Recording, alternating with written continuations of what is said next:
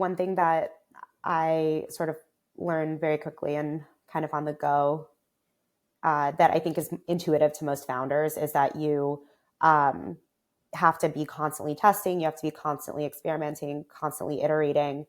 And so, as we were trying to figure out how to reach beyond that initial network and sell to net new prospects, we tested a lot of different things. We were an enterprise software company, and so we were figuring out where our leads were going to come from. So, early on, one thing that we tested was to see if conferences were a good lead generation opportunity for us. So we basically found like the two biggest conferences in our industry, and we signed up.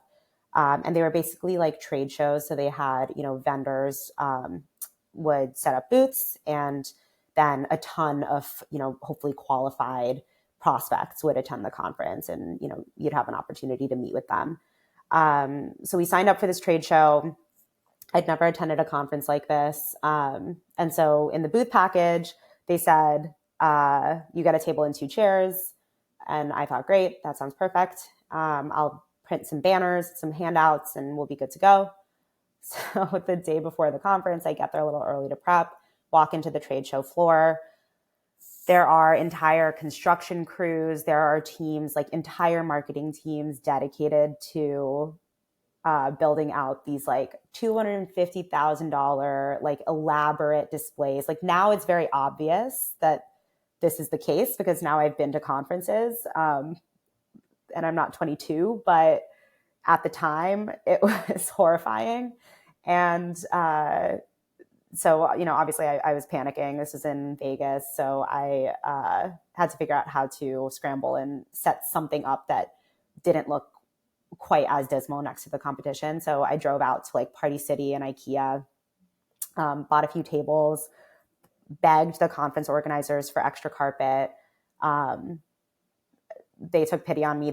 Some of the construction guys took pity on me and helped like set up some of my booth.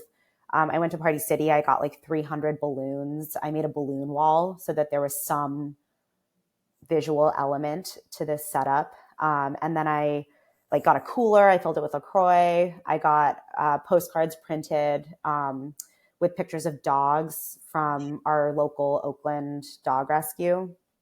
And, basically to say, if you give us your email, we'll make a donation in your name to the dog rescue. Fit with our name, Chargehound. And so when the conference started the next day, our booth definitely still had sort of a homespun feel to it. But it turned out that was actually an amazing differentiator for us. The hall was full of extremely polished, extremely glossy booths, but also, a lot of corporate slogans, a lot of, very polished, but can also be a little bit empty marketing. And our booth really stood out from all of those other ones. And it kind of drew people in because people were curious about us. They ended up loving the balloon story. They loved the dog postcards. Like, never underestimate how much people want to talk about their dogs. And so in the end, we stood up that booth for probably less than $2,000, and we got easily $2 million worth of lead generation from that conference. So wow. I think, yeah. So those were like really our main takeaways from that. Really is very applicable across, whatever testing you're doing. But, often what you're testing for is not the results you get are not necessarily something you knew you were testing for, but they are incredibly valuable. Every single thing is a data point.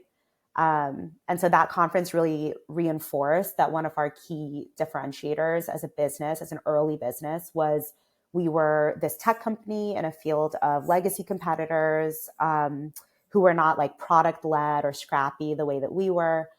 We had this brand as an Oakland tech startup. It came through in that booth. It had like a more human element that really drew people in.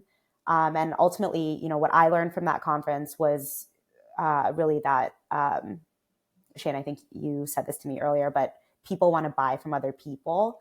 And they want to often, even prospects at the most established corporate customers still want to, be part of a startup story, and that can be very exciting for people, very appealing. And so we use those data points to inform our sales pitch, our go-to-market strategy. We incorporated those elements into so much of what we ended up doing. Nice.